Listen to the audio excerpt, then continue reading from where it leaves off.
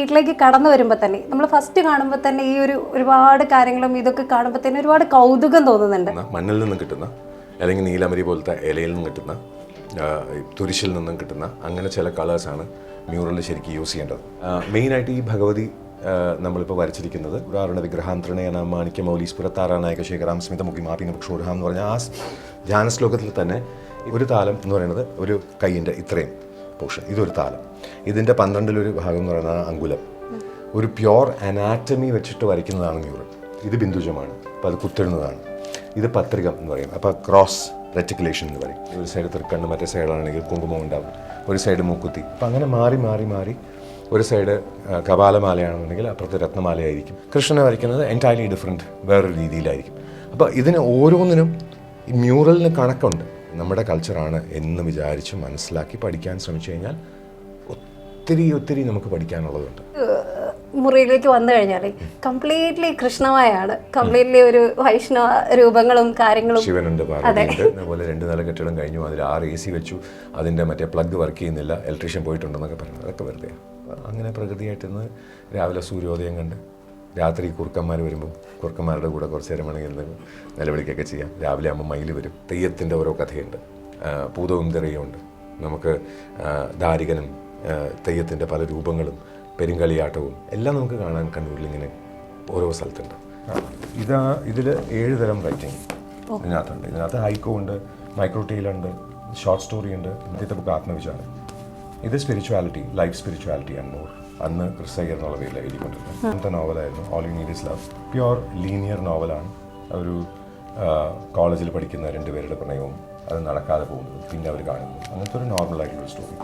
ഇത് കുട്ടികൾക്ക് Indian history പഠിക്കാൻ വേണ്ടിയിട്ട് 4 വരിയിൽ ഒരു ഇൻസിഡൻറ്റ്. അങ്ങനെ മൊത്തം ഈ ബുക്കിനകത്ത് 1947 വാക്കുകളേ ഉള്ളൂ. ചേച്ചി നമസ്കാരം. ജസ്റ്റ് ഈ വീടിൻ്റെ കാര്യങ്ങൾ, അതായത് ഈ വീട്ടിലേക്ക് കടന്നു വരുമ്പോൾ തന്നെ നമ്മൾ ഫസ്റ്റ് കാണുമ്പോൾ തന്നെ ഈ ഒരുപാട് കാര്യങ്ങളും ഇതൊക്കെ കാണുമ്പോൾ തന്നെ ഒരുപാട് കൗതുകം തോന്നുന്നുണ്ട്. ഇപ്പോൾ ഈ ചിത്രങ്ങളായാലും ഫോട്ടോസ് ആയാലും പിന്നെ ഇവിടെ വെച്ചേക്കുന്ന കാര്യങ്ങളായാലും അതിനെക്കുറിച്ചൊക്കെ കുറച്ച് കാര്യങ്ങൾ ചോദിച്ചറിയാൻ വേണ്ടിയിട്ടാണ്. ഇപ്പോൾ ഫസ്റ്റ് തന്നെ ഇവിടെ വരുന്ന സമയത്ത് എനിക്ക് ഏറ്റവും അട്രാക്റ്റീവ് ആയിട്ടുള്ളൊരു തോന്നിയൊരു കാര്യം എന്ന് പറയുന്നത് ഈ ഒരു ചിത്രം. ഞാൻ ഒത്തിരി നേരം ഇതിലേക്ക് നോക്കി നിൽക്കണ്ടായി. സാർ വരച്ചതല്ലേ അത്? ചേച്ചിക്ക് ചെറിയ പനിയായിട്ടിരിക്കുവാണ്, അതുകൊണ്ട് നമുക്ക് ചേച്ചീനെ അധികം ബുദ്ധിമുട്ടിക്കാതെ സാറെടുത്ത് കുറച്ച് കാര്യങ്ങൾ ചോദിക്കാം. സാർ, ഞാൻ സാറെ കുറിച്ച് കുറച്ചൊക്കെ കാര്യങ്ങൾ അറിയാൻ ശ്രമിച്ച സമയത്ത് സാർ എങ്ങനെ മ്യൂറൽ പെയിന്റിങ് കാര്യങ്ങളൊക്കെ ചെയ്യുമെന്ന് വായിച്ചിട്ടുണ്ടായി. സാറായിട്ട് ചെയ്തിരിക്കുന്ന ചിത്രമല്ലേ ഇത്? ഇതിൽ ഉപയോഗിച്ചിരിക്കുന്ന കളർ അതുപോലെ അക്രിലിക് ഓൺ ക്യാൻവാസ് ആണ്. യൂഷ്വലി മ്യൂറൽ എന്ന് പറഞ്ഞാൽ മണ്ണിൽ നിന്നും കിട്ടുന്ന അല്ലെങ്കിൽ നീലമരി പോലത്തെ ഇലയിൽ നിന്നും കിട്ടുന്ന തുരിശിൽ നിന്നും കിട്ടുന്ന അങ്ങനെ ചില കളേഴ്സാണ് മ്യൂറലിൽ ശരിക്കും യൂസ് ചെയ്യേണ്ടത്. പക്ഷെ അത് ഭിത്തി സംസ്കാരം ചെയ്ത് കരിക്കും വെള്ളം വെച്ച് ആസ്റ്റ്രിഞ്ചനായിട്ട് ചുമരിൽ കുമ്മായം തേച്ച ചുമരിൽ അങ്ങനെയൊക്കെയാണ് ചെയ്യേണ്ടതെന്ന് റൂളൊക്കെ ഉണ്ട്. പക്ഷെ അതിൽ നിന്ന് വ്യത്യസ്തമായിട്ട് ഇപ്പോഴത്തെ മ്യൂറൽ നമ്മൾ ചെയ്യുന്നത് ക്യാൻവസിലാണ്. അപ്പോൾ ക്യാൻവസിൽ ഇതിൽ ചെയ്യുന്നത് ഭിത്തി സംസ്കാരം ചെയ്യുന്നതിന് പകരം നമ്മളതിനെ അതിൻ്റെ ഒരു രീതിയിൽ തന്നെ, അതായത് കളേഴ്സിൻ്റെ സ്പെസിഫിക് ആയിട്ട്. അപ്പോൾ ഇതിൽ അക്രിലിക്കാണ് യൂസ് ചെയ്തിട്ടുള്ളത്. ഇതിലിപ്പോൾ നോക്കിക്കഴിഞ്ഞാൽ മെയിനായിട്ട് ഈ ഭഗവതി നമ്മളിപ്പോൾ വരച്ചിരിക്കുന്നത് ധ്യാന ശ്ലോകം അനുസരിച്ചാണ് വരച്ചിരിക്കുന്നത്. അപ്പോൾ സിന്ദൂരാരണ വിഗ്രഹാന്തരണേന മാണിക്യമൗലീസ്പുരത്താരാനായക ശേഖരാം സ്മിതമുഖി മാപിന ക്ഷോരഹാം എന്ന് പറഞ്ഞാൽ ആ ധ്യാന ശ്ലോകത്തിൽ തന്നെ ഇപ്പോൾ താരാനായക ശേഖരാം, അപ്പോൾ ചന്ദ്രൻ ഉണ്ടാവും, ഇപ്പോൾ സ്മിതമുഖിയും ചിരിച്ചുകൊണ്ടിരിക്കുന്നതാണ്, ഇപ്പോൾ അരുണാം കരുണാം തരംഗിതാക്ഷിയും, ഇപ്പോൾ കണ്ണ് ചുവന്നിട്ടുണ്ടാവും. അപ്പോൾ ഇതെല്ലാം ധ്യാന ശ്ലോകത്തിൽ നമുക്ക് കാണാൻ പറ്റും. സോ ധ്യാന ശ്ലോകം അനുസരിച്ച് വരയ്ക്കും. ഇതിൽ താലക്കണക്കുണ്ട്. അപ്പോൾ നവതാൽ രൂപമാണ്, ദശതാൽ രൂപമാണ്. ഇപ്പോൾ മഹാവിഷ്ണുവാണെന്നുണ്ടെങ്കിൽ ദശതാൽ രൂപമാണ്, ഇപ്പോൾ ഭഗവതിയാണെങ്കിൽ നവതാൽ രൂപമാണ്. അപ്പോൾ ഒരു താലം എന്ന് പറയുന്നത് ഒരു കൈയിൻ്റെ ഇത്രയും പോർഷൻ, ഇതൊരു താലം. ഇതിൻ്റെ 12 ഭാഗം എന്ന് പറയുന്നത് അങ്കുലം. ഈ അങ്കുലത്തിൻ്റെ 10 ഭാഗമാണ് യവം. ആ യവത്തിൻ്റെ 4 ഇരട്ടിയാണ് ഒരു കണ്ണിൻ്റെ സൈസ്. അപ്പോൾ അങ്ങനെ ഒരു പ്യോർ അനാറ്റമി വെച്ചിട്ട് വരയ്ക്കുന്നതാണ് മ്യൂറൽ. അതിൽ തന്നെ ഇപ്പോൾ ഇതിന് ലേപനം എന്ന് പറയും, ഒരു ടെക്നീക്കാണ്. ഇതിനെ ബിന്ദുജം എന്ന് പറയും, കുത്തിടുന്നതാണ്. ഇത് ബിന്ദുജമാണ്, അപ്പോൾ അത് കുത്തിടുന്നതാണ്. ഇത് പത്രികം എന്ന് പറയും, അപ്പോൾ ക്രോസ് റെറ്റിക്കുലേഷൻ എന്ന് പറയും. ഇപ്പോൾ ഇതിനകത്ത് രേഖികം എന്ന് പറയും, വരകളാണ്. അപ്പം ഇങ്ങനെ ഓരോ സ്ട്രോക്കിനും ഓരോ മീനിങ് ഉണ്ട്, ഓരോ വരയ്ക്കുന്നതിനും ഓരോ രീതിയുണ്ട്. ആ ധ്യാന ശ്ലോകത്തിൽ പറഞ്ഞനുസരിച്ചിട്ടുള്ള ഡ്രസ്സും അതിൻ്റെ എല്ലാ കളേഴ്സും ആയിരിക്കും സ്റ്റേജിൽ. അപ്പോൾ സിന്ദൂരാരണ വിഗ്രഹം എന്ന് പറയുമ്പം കൂടുതലും റെഡ് ആയിരിക്കണം. ഇപ്പോൾ അവിടുത്തെ അർദ്ധനാരീശ്വരനെ നോക്കിക്കഴിഞ്ഞാൽ അവിടെ ദശതാല രൂപത്തിലാണ് ഭഗവതിയും ശിവനെയും വരച്ചിട്ടുള്ളത്. അപ്പോൾ പകുതി പകുതിയായിട്ട് വരുന്ന, ഒരു സൈഡ് ഭസ്മമാണെന്നുണ്ടെങ്കിൽ ഒരു സൈഡ് തൃക്കണ്ണ്, മറ്റേ സൈഡാണെങ്കിൽ കുങ്കുമം ഉണ്ടാവും, ഒരു സൈഡ് മൂക്കുത്തി. അപ്പം അങ്ങനെ മാറി മാറി മാറി, ഒരു സൈഡ് കപാലമാലയാണെന്നുണ്ടെങ്കിൽ അപ്പുറത്ത് രത്നമാലയായിരിക്കും, ഒരു സൈഡ് ജടയാണെന്നുണ്ടെങ്കിൽ ഒരു സ്ഥലത്ത് മുടിയായിരിക്കും. അപ്പം ഇങ്ങനെ ആ ഭഗവതിയും ഭഗവാനെയും അർദ്ധനാരീശ്വര സങ്കല്പത്തിൽ വരയ്ക്കുന്നത്. കൃഷ്ണനെ വരയ്ക്കുന്നത് എൻറ്റയർലി ഡിഫറെൻറ്റ്, വേറൊരു രീതിയിലായിരിക്കും. അപ്പോൾ ഇതിന് ഓരോന്നിനും ഈ മ്യൂറലിന് കണക്കുണ്ട്. അപ്പോൾ ശില്പശാസ്ത്രം പഠിക്കുന്നത് പോലെ തന്നെ മ്യൂറൽ പഠിച്ച്, ഇപ്പോൾ ഗുരുവായൂർ കോളേജുണ്ട്, 6 വർഷമാണ് അവിടുത്തെ കോഴ്സ്. 6 വർഷം പഠിച്ചാൽ മ്യൂറൽ വരയ്ക്കാമെന്നാണ്. സോ അതിനെ പ്രോപ്പറായിട്ട് നമ്മുടെ കൾച്ചറാണ് എന്ന് വിചാരിച്ച് മനസ്സിലാക്കി പഠിക്കാൻ ശ്രമിച്ചു കഴിഞ്ഞാൽ ഒത്തിരി ഒത്തിരി നമുക്ക് പഠിക്കാനുള്ളതുണ്ട്. നല്ലൊരു ഫീൽഡാണ്, പഠിക്കുകയാണെങ്കിൽ നല്ലതാണ്. എൻ്റെ ഒരു സുഹൃത്തുണ്ട് ആക്ച്വലി മ്യൂറൽ പെയിൻറ്റിങ് ചെയ്യുന്ന ആളാണ്. അപ്പം സാറടുത്താണ് ആദ്യമായിട്ട് ഞാനിങ്ങനെ ശ്ലോക ഒക്കെ വെച്ചിട്ടാണ്, ധ്യാന ശ്ലോകത്തിൻ്റെ ഇതിലാണ് നമ്മൾ ചെയ്യുന്നത്. അതല്ലാതെ ട്രേസ് ചെയ്ത് വരയ്ക്കുന്ന ആൾക്കാരുണ്ട്.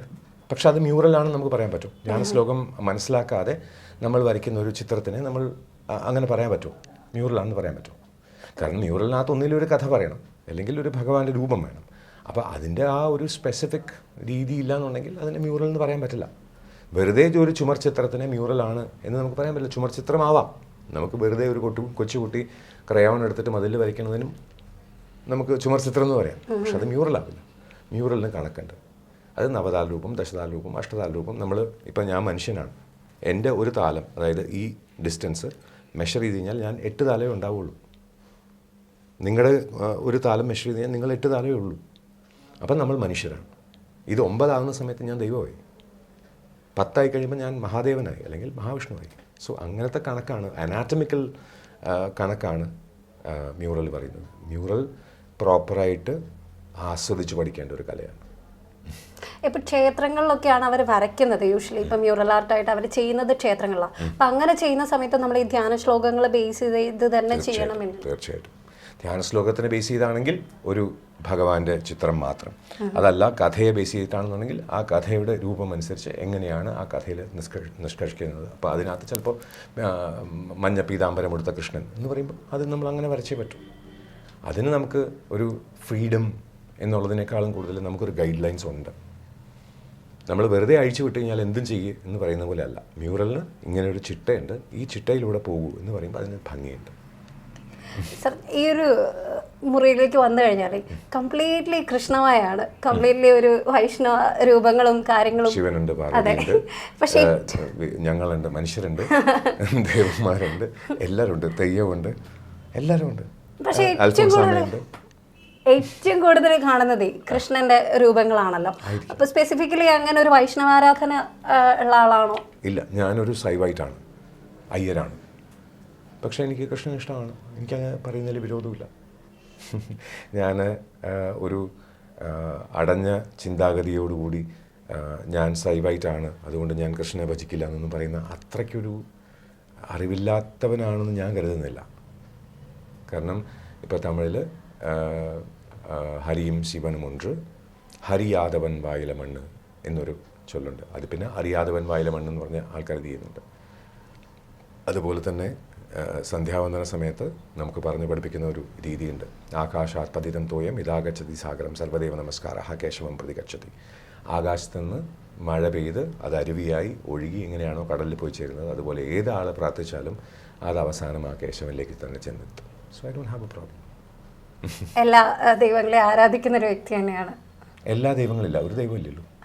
എന്നാലും ദൈവത്തിന്റെ പല ഭാവങ്ങൾ, പല രൂപങ്ങളെ ആരാധിക്കുന്നു. എൻ്റെ അച്ഛനെ ഞാൻ അച്ഛാന്ന് വിളിക്കും, എൻ്റെ അമ്മ ദേ എന്ന് ചിലപ്പോൾ വിളിക്കും. അച്ഛൻ്റെ ബ്രദേഴ്സ് എല്ലാം വേണമെന്നോ അല്ലെങ്കിൽ ഇടാ എന്ന് വിളിക്കുമായിരിക്കും. ഫ്രണ്ട്സ് വേറെ രീതിയിൽ വിളിക്കും, അല്ലെങ്കിൽ ഓഫീസിലുള്ളവർ സാറിന് വിളിക്കും. അച്ഛനൊന്നേ ഉള്ളൂ, വിളിക്കുന്ന പേരിലേ മാറുന്നുള്ളൂ, അത്രയേ ഉള്ളൂ.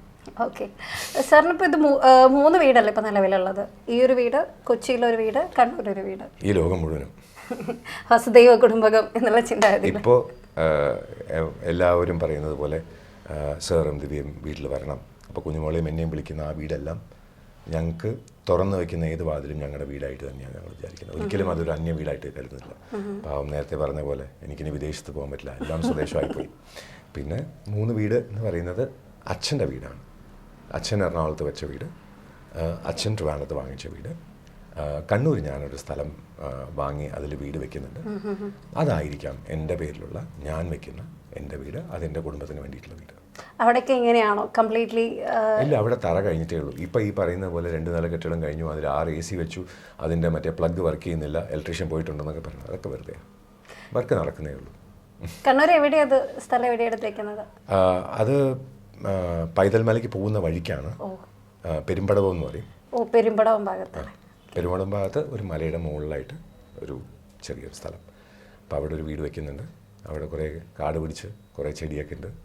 അപ്പോൾ അങ്ങനെ പ്രകൃതിയായിട്ടിരുന്ന് രാവിലെ സൂര്യോദയം കണ്ട് രാത്രി കുറുക്കന്മാർ വരുമ്പോൾ കുറുക്കന്മാരുടെ കൂടെ കുറച്ച് നേരം വേണമെങ്കിൽ നിലവിളിക്കൊക്കെ ചെയ്യാം. രാവിലെ ആകുമ്പോൾ മയിൽ വരും. നല്ലൊരു സ്ഥലം. ക്യൂരിയോസിറ്റീൻ്റെ പുറത്ത് ചോദിക്കുകയാണ്, ഇപ്പം സാറിൻ്റെ പേരിൽ സാറ് വയ്ക്കുന്നൊരു വീട് കണ്ണൂരാണെന്ന് പറഞ്ഞു. അപ്പോൾ കണ്ണൂരായിട്ട് ചൂസ് ചെയ്യാൻ എന്തെങ്കിലും കാരണമുണ്ടോ? വേറൊന്നുമല്ല, ഞാൻ ഈ തെയ്യത്തിൻ്റെ ഇതൊക്കെ ഇവിടെ കണ്ടതുകൊണ്ട് ചോദിക്കുകയാണ്. അങ്ങനെ എന്തെങ്കിലും സ്പെസിഫിക് റീസൺസ് ഉണ്ടോ? കണ്ണൂർ എനിക്ക് ഇഷ്ടപ്പെടാൻ കാരണം, കണ്ണൂർ 10 അടി ചെന്ന് കഴിഞ്ഞാൽ കണ്ണൂരിൽ പുതിയ കഥയാണ്. അത് ഓരോ കഥയും വളരെ വളരെ രസകരമായിട്ടുള്ള കഥ. അതായത് കുളിക്കാനിറങ്ങിയ തമ്പുരാട്ടി ഈ തുണി പോയി കഴിഞ്ഞപ്പോൾ ഒരു മുസ്ലിം യുവാവ് തുണി കൊടുത്ത് അവർക്ക് പതിച്ചു കൊടുത്ത കണ്ണൻ്റെ ഊര് കണ്ണൂര്. അപ്പോൾ അറക്കൽ ചിറക്കൽ എന്നുള്ള ആ ഒരു ഡിഫറൻസ്, ചിറക്കൽ തമ്പുരാട്ടി അറക്കൽ ബീവിയായ കഥ. അപ്പോൾ അങ്ങനെയുള്ള കഥയുണ്ട്. തെയ്യത്തിൻ്റെ ഓരോ കഥയുണ്ട്. പൂതവും തെറിയുമുണ്ട്. നമുക്ക് ദാരികനും തെയ്യത്തിൻ്റെ പല രൂപങ്ങളും പെരുങ്കളിയാട്ടവും എല്ലാം നമുക്ക് കാണാൻ കണ്ണൂരിലിങ്ങനെ ഓരോ സ്ഥലത്തുണ്ട്. പിന്നെ കടലായി കണ്ണനും ധന്വന്തരിയും, അല്ലെങ്കിൽ ചിറക്കൽ കുളവും അവിടുത്തെ താമരയും, അല്ലെങ്കിൽ കണ്ണൂർ മക്കാനിയിലെ ആ സൂഫി സെയിൻറ്റും, ഇങ്ങനെ കഥ പറഞ്ഞു തുടങ്ങിയാൽ സുന്ദരേശ്വരൻ്റെ ക്ഷേത്രമായാലും ശരി, അല്ലെങ്കിൽ മൃദംഗശൈലേശ്വരി ക്ഷേത്രത്തിൽ നമ്മൾ കേട്ടിട്ടുള്ള ഈ വിഗ്രഹം മോട്ടിക്കാൻ ശ്രമിച്ച ആ കഥയും, അത് അധികം ദൂരം കൊണ്ടുപോകാൻ പറ്റാത്തതും, കോട്ടയത്ത് തമ്പുരാൻ കഥകളി തുടങ്ങിയത് അവിടെയാണെന്നറിയും. ഇങ്ങനെ ചരിത്രം ഇങ്ങനെ ഉറങ്ങിക്കിടക്കുന്ന ഇത്ര നല്ലൊരു സ്ഥലത്ത് ഗംഭീരമായിട്ടുള്ള മനസ്സുള്ള നല്ല മനസ്സുള്ള ആൾക്കാർ, എന്തെങ്കിലും വഴി കാണിച്ചു തരുമെന്ന് പറഞ്ഞാൽ കൂടെ വരുന്ന അത്രയ്ക്ക് നല്ല മനസ്സുള്ള ആൾക്കാർ, അങ്ങനെയുള്ളൊരു നാടിനെ എങ്ങനെ സ്നേഹിക്കാണ്ടിരിക്കും? ഞാൻ കണ്ണൂരിനെ സ്നേഹിക്കണം. അത് പെരളശ്ശേരി അമ്പലമായാലും ശരി, ഇല്ല കടലായി കണ്ണനായാലും ശരി, ചിറക്കലുള്ള ധന്വന്തരി ക്ഷേത്രമായാലും ശരി, അവിടുത്തെ പൂജാരി ആയാലും ശരി, എല്ലാവരും എനിക്ക് ഒത്തിരി പ്രിയങ്കരാണ്. അങ്ങനെ ആ നാടിനെ ഇഷ്ടപ്പെട്ട് ആ സ്ഥലം വാങ്ങി ഞാൻ അവിടെ രാജരാജേശ്വര ക്ഷേത്രത്തിൽ ഞാൻ അവിടെ പറഞ്ഞിരുന്നു, ഞാനവിടെ വർക്ക് തുടങ്ങുകയാണ്, അപ്പോൾ എല്ലാം മംഗളമായിട്ട് വരും എന്നവർ പറഞ്ഞത് ഇന്ന് മംഗളമായിട്ട് വന്നു എന്നുള്ളത് ഞാൻ വിശ്വസിക്കുന്നു. എവിടെയോ ഉള്ളൊരു ടി കൃഷ്ണമാചാരിയുടെ ഫാമിലിയിൽ നിന്ന് ഇന്ന് ആ ക്ഷേത്രം പുനരുദ്ധരിക്കാൻ വരുന്നു എന്നുണ്ടെങ്കിൽ എൻ്റെ വീട് പണിയാൻ വേണ്ടി ഞാൻ മതം ചോദിച്ചത് ആ ഭഗവാനോടാണ്. എല്ലാം നടക്കും. പർട്ടിക്കുലർലി തെയ്യത്തിനോട് എന്തെങ്കിലും ആ ഒരു ഇത് കണ്ടുകൊണ്ട് ചോദിച്ചാട്ടോ. പർട്ടിക്കുലർലി തെയ്യത്തിനോട് മാത്രമല്ല, കണ്ണൂരാണ് ശരിക്കും കഥകളിയുടെ തുടക്കം. കഥകളി എനിക്കിഷ്ടമാണ്, തെയ്യം എനിക്കിഷ്ടമാണ്, മ്യൂറൽ എനിക്കിഷ്ടമാണ്, എഴുത്ത് എനിക്കിഷ്ടമാണ്, പാട്ട് എനിക്കിഷ്ടമാണ്. അത് തോറ്റം പാട്ടായാലും ശരി, അല്ലെങ്കിൽ പാവക്കഥകളി ആയാലും ശരി, അല്ലെങ്കിൽ തോൽപ്പാവക്കൂത്തായാലും ശരി, എല്ലാം എനിക്കിഷ്ടമാണ്. ഒന്നിനോടും വിരോധമില്ല. ഇനി മുടിയാട്ടോ അതാവാം, കുഴപ്പമില്ല. മിഴാവ് ഓട്ടണത് കേൾക്കണോ കേൾക്കാം, ഓട്ടം തുള്ളൽ വേണം, ചാക്യാർ കൂത്തോ, എല്ലാം സന്തോഷമായിട്ട്. കലകളെ സ്നേഹിക്കുന്ന ഒരു മനുഷ്യനാണ് സാർ. ഇവിടെ ഞാൻ വന്ന സമയത്ത് ഒരുപാട് ബുക്കുകൾ ശ്രദ്ധിച്ചിരുന്നേ. സാറ് എഴുതുന്ന ഒരു വ്യക്തിയാണല്ലോ. 87ാമത്തെ ബുക്ക് പ്രിന്റിന് പോയി. 87ാമത്തെ. ഞാൻ കുറച്ച് മുന്നേ കണ്ട സമയത്ത് നമ്മൾ അമൃത TV-യിൽ ഇതിലുണ്ടായിരുന്നല്ലോ, ഷോയിലുണ്ടായിരുന്നല്ലോ. അങ്ങനെയാണ് എനിക്ക് സാറിനെ ഫസ്റ്റ് കണ്ടൊരു പരിചയം എന്ന് പറയുന്നത്. അപ്പോൾ ആ ഒരു സമയത്തൊക്കെ ഞാൻ വായിച്ച സമയത്ത് എങ്ങനെ 7 ബുക്കോ എങ്ങാണ്ട്, അല്ല അന്ന് 60 സംതിങ് ആയിട്ടുണ്ടായിരുന്നു. ഇപ്പൊ സാറ് പ്രസിദ്ധീകരിച്ച ബുക്കുകളൊക്കെ ഉണ്ടോ അവിടെ? കുറച്ചൊക്കെ ഉണ്ട്, അകത്ത് കുറച്ച് ഉണ്ട്. ബാക്കി കുറേയൊന്നും ഞാൻ സ്റ്റോക്ക് ചെയ്തിട്ടില്ല, ചില ആൾക്കാർ കൊണ്ടുപോകും. ഓക്കെ. ഏത് ജനറൽ എഴുതാനാണ് ശരിക്കും സാറിന് താല്പര്യം? അങ്ങനെയൊന്നുമില്ല. ഞാൻ തുടങ്ങിയത് സ്പിരിച്വാലിറ്റിയിലാണെന്നുണ്ടെങ്കിൽ അടുത്ത നോവൽ വളരെ നോർമലായിട്ട് ഹൃദയഗന്ധിയായിട്ടുള്ള മനുഷ്യൻ്റെ ഒരു കഥയായിരുന്നു. അത് കഴിഞ്ഞ് പിന്നെ ഒരു ലവ് സ്റ്റോറി ആയിരുന്നു അടുത്ത നോവൽ. പിന്നെ എഴുതിയതിനകത്ത് മെൻ്റൽ ഹെൽത്തിനെ കുറിച്ച് എഴുതിയതുണ്ട്, ആർട്ടിക്കിൾസായിട്ട് എഴുതിയതുണ്ട്, ഹിന്ദിയിൽ എഴുതിയതുണ്ട്, തമിഴിൽ എഴുതിയതുണ്ട്. മൗനപോർവികിൽ മനത് എന്ന് പറഞ്ഞ തമിഴിൽ കവിതാ സമാഹാരം ഉണ്ടായിരുന്നു. അത് ട്രാൻസ്ലേഷനായിരുന്നു വീരാൻകുട്ടി മാഷിൻ്റെ. പിന്നെ അത് കഴിഞ്ഞിട്ടിപ്പോൾ anglers to speak of love, അത് തമിഴിൽ നിന്ന് ഇംഗ്ലീഷിലേക്കുള്ള ട്രാൻസ്ലേഷനായിരുന്നു. അപ്പം അങ്ങനെ പല ബുക്സും പല ജോണറിലാണ്. ഒന്ന് എന്ന് ഞാൻ വിചാരിച്ചില്ല. ഇപ്പോൾ രവീന്ദ്രനാഥ് ടാഗോർ അവാർഡ് കിട്ടാൻ പോലും കാരണം ഒരു ബുക്കിനകത്ത് 7 ഡിഫറെൻറ്റ് ടൈപ്സ് ഓഫ് റൈറ്റിംഗ് വന്നതുകൊണ്ടാണ്. അപ്പോൾ അത് ഓരോ ചോയ്സ്. ഇപ്പോൾ ഐ തിങ്ക് ഇതാണ് ഇതിൽ 7 തരം റൈറ്റിംഗ് ഇതിനകത്തുണ്ട്. ഇതിനകത്ത് ഹൈക്കോ ഉണ്ട്, മൈക്രോ ടെയിലുണ്ട്, ഷോർട്ട് സ്റ്റോറി ഉണ്ട്, നോവലുണ്ട്, എല്ലാം ഉണ്ട്. Sweat garden quail. ഇതിനാണ് രവീന്ദ്രനാഥ് ടാഗോർ അവാർഡ് കിട്ടിയത്. ഇതാണ് എൻ്റെ ആദ്യത്തെ ബുക്ക്, ആത്മവിചാരം. ഇത് spirituality, life spirituality and more. അന്ന് ക്രിസ് അയ്യർ എന്നുള്ള പേരിൽ എഴുതിക്കൊണ്ടിരുന്നത്. ഇതെൻ്റെ രണ്ടാമത്തെ നോവലായിരുന്നു, all you need is love. Pure linear നോവലാണ്. ഒരു കോളേജിൽ പഠിക്കുന്ന 2 പേരുടെ പ്രണയവും അത് നടക്കാതെ പോകുന്നതും പിന്നെ അവർ കാണുന്നതും, അങ്ങനത്തെ ഒരു നോർമലായിട്ടുള്ളൊരു സ്റ്റോറി. ഇത് കുട്ടികൾക്ക് ഇന്ത്യൻ ഹിസ്റ്ററി പഠിക്കാൻ വേണ്ടിയിട്ട് 4 വരിയിൽ ഒരു ഇൻസിഡൻറ്റ്. അങ്ങനെ മൊത്തം ഈ ബുക്കിനകത്ത് 1947 വാക്കുകളേ ഉള്ളൂ. അതിൽ 1947 വരെയുള്ള ഇന്ത്യൻ ഫ്രീഡം സ്ട്രഗിൾ. അതുകൊണ്ടാണ് ടിൽ 1947 ഇൻ 1947 വേർഡ്സ്. സർ, ഞാൻ ജസ്റ്റ് ഒരു ക്യൂരിയോസിറ്റിയിൽ ചോദിക്കുകയാണേ. സാറിൻ്റെ ഒരു ഇൻ്റർവ്യൂ ഞാൻ ഇതിനിടയ്ക്ക് കണ്ടിട്ടുണ്ടായിരുന്നു. അപ്പോൾ ആ ഒരു ഇൻ്റർവ്യൂവിൽ സാർ ഫിലിപ്പീനോ ആ ഒരു ഭാഷയിൽ സംസാരിച്ചിട്ടുണ്ടായിരുന്നു. ശരിക്കും എത്ര ഭാഷകൾ അറിയാം? പ്രോപ്പറായിട്ട് അറിയാവുന്ന ഭാഷകൾ 6 അറിയാം. പിന്നെ ബാക്കിയുള്ള ഭാഷകളെല്ലാം എനിക്കിഷ്ടമാണ്. ഈ ലോകത്തിലെ എവിടെ ചെന്നാലും അവരുടെ ഭാഷ അറിയാവുന്ന ആഗ്രഹമുണ്ട്. ഇപ്പോൾ സിംഗളമായാലും ഫിലിപ്പീനുമായാലും ഇത് നമ്മുടെ സംസ്ഥാനങ്ങളിലേക്ക് പോയി അവർ സംസാരിക്കുന്ന ഭാഷ എന്താണെന്ന് അറിയാനുള്ള താല്പര്യം എന്തായാലും. അങ്ങനെ ഇരുന്ന് പഠിക്കുന്നതാണ്. ഓക്കെ സാർ, ശരിക്കും കൊച്ചിയിലല്ലേ ജനിച്ചു വളർന്നതൊക്കെ? കൊച്ചിയിൽ ജനിച്ചു. ഓക്കെ. 85 തൊട്ട് ട്രിവാൻഡ്രത്തുണ്ട്. പിന്നെ 98 കഴിഞ്ഞ് കഴിഞ്ഞപ്പോൾ പിന്നെ ലോകം മുഴുവൻ ട്രാവൽ ചെയ്യാൻ തുടങ്ങി. അതിന് പിന്നെ തിരിച്ചിട്ട് ട്രിവാൻഡ്രത്തേക്കും എറണാകുളത്തേക്കൊക്കെ വന്നിട്ടുണ്ട്. ഇപ്പോൾ കണ്ണൂരിലേക്ക് പോകും. അപ്പോൾ ആ ഒരു സമയത്ത് പഠിക്കുന്ന സ്കൂളിംഗ് ഒക്കെ ഇവിടെയായിരുന്നില്ലേ? Schooling Christ നഗറിലായിരുന്നു. അത് കഴിഞ്ഞിട്ട് ആർട്സ് കോളേജിൽ പ്രീ-ഡിഗ്രി, അത് കഴിഞ്ഞ് കോളേജ് ഓഫ് എഞ്ചിനീയറിംഗ് ട്രിവാൻഡ്രത്തിൽ സിവിൽ പഠിച്ചു. കാക്കനാട് യൂണിവേഴ്സിറ്റിയിൽ നിന്ന് post graduate diploma environmental protection management പഠിച്ചു. അത് കഴിഞ്ഞ് പീപ്പിൾസോഫ്റ്റ് BSA, അത് കഴിഞ്ഞ് ചെന്നൈയിൽ ഓറക്കിൾ BBA ഒക്കെ വർക്ക് ചെയ്തുകൊണ്ടിരുന്നു. അത് കഴിഞ്ഞിട്ട് അവിടുന്ന് വെബ് ഡിസൈനിങ്ങിനായിട്ട് ദുബായിലേക്ക് പോയി. അവിടെ പോയി കഴിഞ്ഞിട്ട് ഡിജിറ്റൽ ഫിൽം മേക്കിംഗ് അബുദാബിയിൽ നിന്ന് പഠിച്ചു. പിന്നെ അവിടെ തന്നെ MSc അപ്ലൈഡ് സൈക്കോളജി ഭാരതീയ യൂണിവേഴ്സിറ്റിയിൽ ചെയ്തു. അത് കഴിഞ്ഞിട്ട് കാലിക്കറ്റിൽ മനോജ് സാറെടുത്ത് ഹിപ്നോതെറാപ്പി സ്റ്റാർട്ട് ചെയ്തു.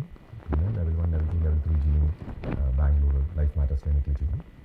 പിന്നെ ആന്റണി ആൻഡ് ഫെലി ജാക്മൻ, അവരാണ് എൻ്റെ ഹിപ്നോസിസിലെ ഫൈനൽ ഗുരൂസ് എന്ന് വേണമെങ്കിൽ പറയാം. ബിക്കോസ് ലോകത്തെ ടോപ്പ് 5 ഹിപ്നോട്ടിസ്റ്റ് 2 പേര് അവരുടെ നിന്ന് ഹിപ്നോതെറാപ്പി പഠിച്ചു.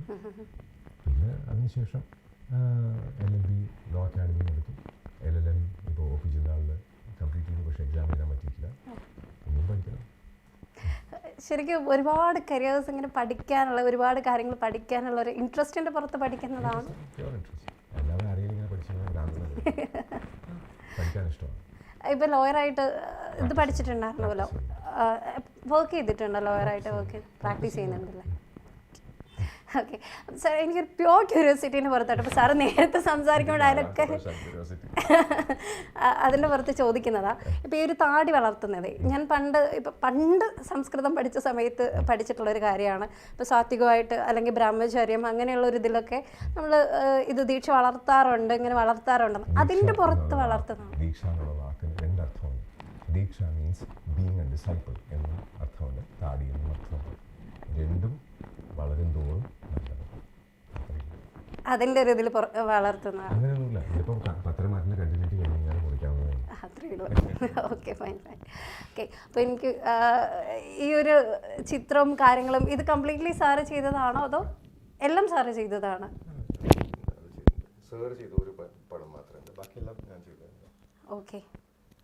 പിന്നെ പണ്ട് അക്രിലിക് ഓൺ ക്യാൻവസും വാട്ടർ കളറൊക്കെ ചെയ്തത് ഇത് എൻ്റെ സാർ ചെയ്തതാണ്. ബാക്കി അതെല്ലാം ഞാൻ ചെയ്തത്. മ്യൂറൽ പെയിന്റിങ് പഠിക്കുന്ന സമയത്ത് ആരെ കീഴിലാണ് പഠിച്ചിട്ടുണ്ടായിരുന്നു സാർ? ശ്രീനാഥ് സാർ എന്ന് പറഞ്ഞിട്ട് കുമാരകത്തുള്ള സാറാണ്. സാറ് പഠിപ്പിക്കുന്ന പോലെ വേറെ ആർക്കും പഠിപ്പിക്കാൻ പറ്റുമെന്ന് എനിക്കറിയില്ല. ബട്ട് എനിക്ക് സർ വളരെ സന്തോഷം. വളരെ ക്യൂരിയോസിറ്റി ആയിരുന്നു ഇവിടെ വന്ന സമയത്ത് ഈ കാര്യങ്ങളൊക്കെ ചോദിച്ചറിയാനും മറ്റുമൊക്കെ ഭയങ്കര ക്യൂരിയോസിറ്റി ഉണ്ടായിരുന്നു. അപ്പോൾ അതിൻ്റെ ഒരു ബേസിൽ ചോദിച്ചതാണ്. വളരെ സന്തോഷം. Thank you so much.